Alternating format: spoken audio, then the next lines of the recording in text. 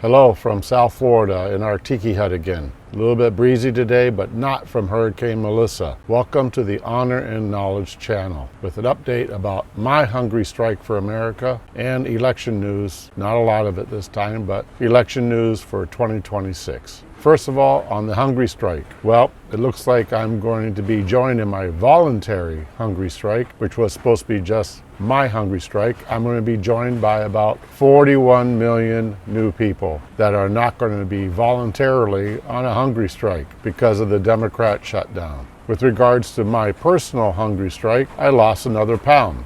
Here's the official Hungry Strike for America sign with another star. That makes a total of 15 stars.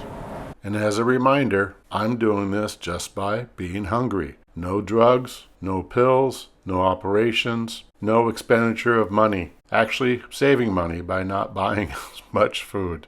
And my wife thinks I look a lot better. And I just had my annual physical and my blood tests, and the physical were great. And here's the official map of the United States, where as a reward for losing weight, for every pound I fill in one state.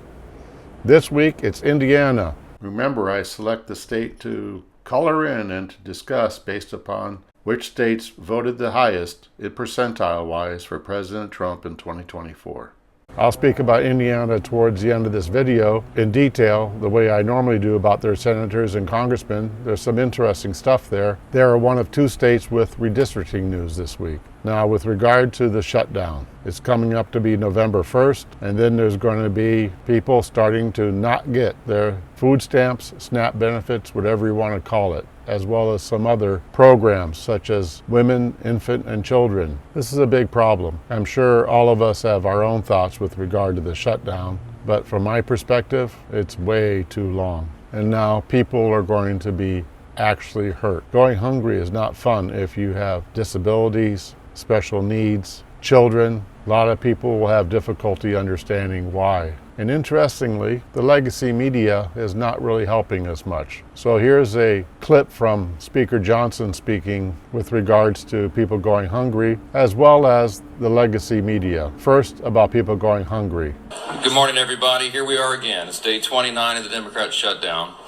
And things are getting really tough for the American people. You've got families and children that rely upon SNAP benefits that are going to go hungry here at the end of the week. So like I said before, 41 million, I think that's the correct number, will be joining me in my Hungry Strike for America, not because they volunteered for it. Now about legacy media. Here's another clip from Speaker Johnson. And that's the very reason why we have to come in here every morning and relay the simple truths. I mean, somebody handed me this as I was walking in here yesterday, according to the Media Research Center study, by a 2.5 to 1 margin, the Capitol Hill Press Corps has tweeted more about the House calendar during the shutdown than the negative consequences of the Democrat shutdown, than the troubles that we have, the hardships that are being experienced because of the troop pay and WIC funding and flights grounded and SNAP funding. You guys are writing more about the House calendar than the real pain that's being inflicted on the American people, and that's why we have to come in and relay the simple facts. So they spend very little time actually talking about the shutdown. And in researching for this video, I was looking at interviews. But guess who I couldn't find any interviews with? Senator Chuck Schumer. Well, in Senator Schumer's case, he seems to be only speaking from the Senate floor. He seems to be speaking from a podium. Those are relatively safe. You have a lot of people with you. You don't have to answer questions directly if you don't want to. And we all know that the Democrats have a lot of friends in the legacy media, so some of the questions are not that hard. The hard questions come in interviews when it's one-on-one. So it looks to me like he's following the Biden precedent during Biden's campaign for president. He's hiding in his basement, at least from interviews.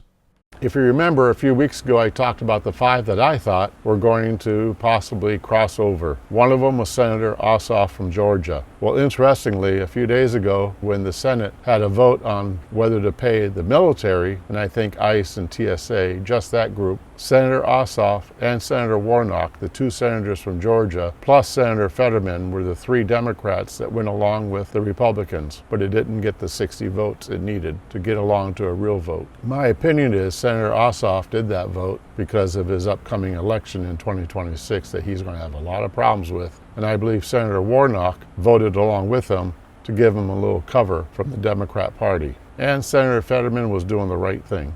Besides Senator Ossoff, I thought Senator Warner from Virginia might possibly vote in favor of the continuing resolution at some point because of the great number of people in Virginia that depend upon government work. But he's not there yet, apparently, even though Speaker Johnson made a comment about him also. Listen to this nonsense. Senator Mark Warner, the senior senator from Virginia, and this is noteworthy because Virginia is the state with the largest number of federal employees.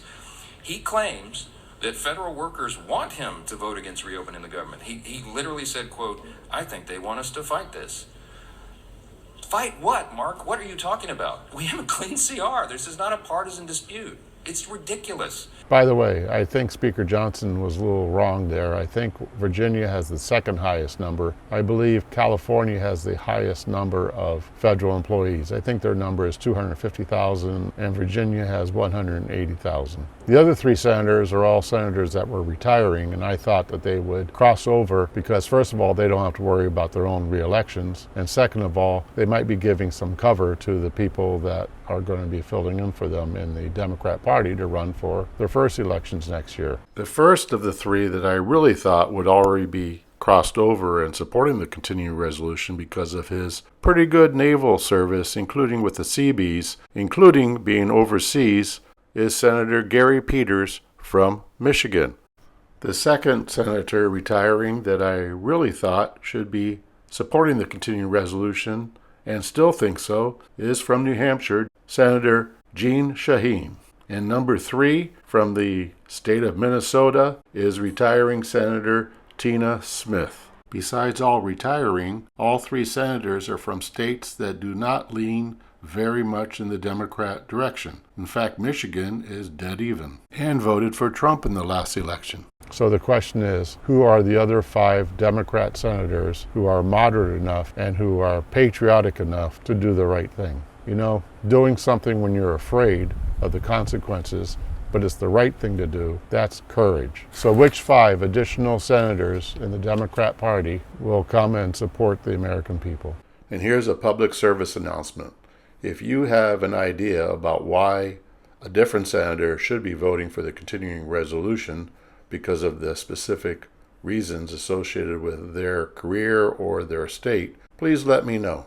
Quite honestly, I only think there should be one person doing a hungry strike for America, and that's me. I don't believe the 41 million others should be forced to do it. Now, on other news with regard to the 2026 election, other news because I really do believe that this shutdown is going to have huge impact upon the 2026 election. But in other news, there's the Virginia and the New Jersey state races. Don't know how that's going to turn out. Interesting to watch. Once again, I don't think you can believe the polls, but don't know. Having said that, Congressman Massey from Kentucky is a little bit in the news again. President Trump has endorsed somebody else in the election for next year. And this came up during the J.D. Vance discussion at Turning Point USA at Ole Miss. Here you go. Recently, President Trump endorsed a candidate to run against Republican Representative Thomas Massey, who has opposed and criticized some of the Trump administration's aims. How would you address those who fear that principled disagreement or independent thinking is discouraged within the party because of how it can be framed as a betrayal instead of as internal accountability or an opportunity for debate and negotiation? So it's a very good question. Let me say this one is hard for me. And the reason it's hard for me is because Thomas Massey and I is one of the first people that ever reached out to me about my book or about political office. I've known Thomas Massey well before I ever got involved in politics. Thomas's wife died maybe it was a year and a half ago, 2 years ago. It was a little while ago. She died very unexpectedly, was a very sweet and kind woman. And I was probably one of the first people that called Thomas to offer my condolences. I think the problem with Thomas, and I've told him this in private, and now I guess I'll say it in public, is it's one thing to disagree with the party on a particular issue. It's one thing to have your independent stand on a number of questions. And by the way, some of the stuff where Thomas Massey has been independent against the Republican Party, I've agreed with him with. Thomas and I worked together during 2023 where I was trying to stop the limitless flow of American money to Ukraine, and Thomas was one of the people I was working closest with it. But that's one thing. Being independent, having your own opinions is one thing. Voting against the party on every single issue, you're eventually going to make too many enemies.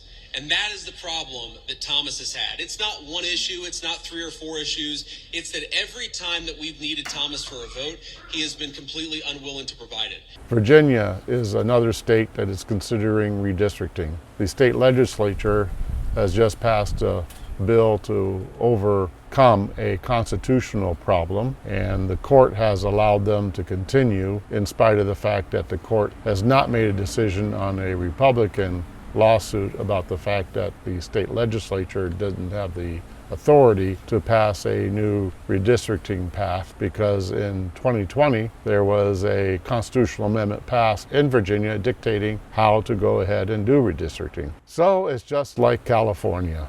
It doesn't matter what their constitution says, they can pass a bill overcoming that. And in Virginia, though, it's a little bit more complicated than in California. It has to be voted on again next year. Let's just say it's complicated in Virginia. But they might be able to redistrict, giving additional seats for the Democrats. As of right now, we really don't know what's going to happen in Virginia, but there's stuff going on. Before we move on to Indiana, let's go over some other things that are percolating. There's nothing known additional yet, but remember, Supreme Court is considering what to do about the racial gerrymandering and Voting Rights Act lawsuits. And in the state of Georgia, the Fulton County Republican Party lawsuit against the Fulton County Commissioners regarding the commissioners not putting on the Fulton County Election Board the 2 Republicans that they're supposed to. That lawsuit is still pending being heard in the Supreme Court of Georgia, which will probably be in January. So in Indiana, the governor has called for the state legislature to come back into session in order to review redistricting. There's a total of 9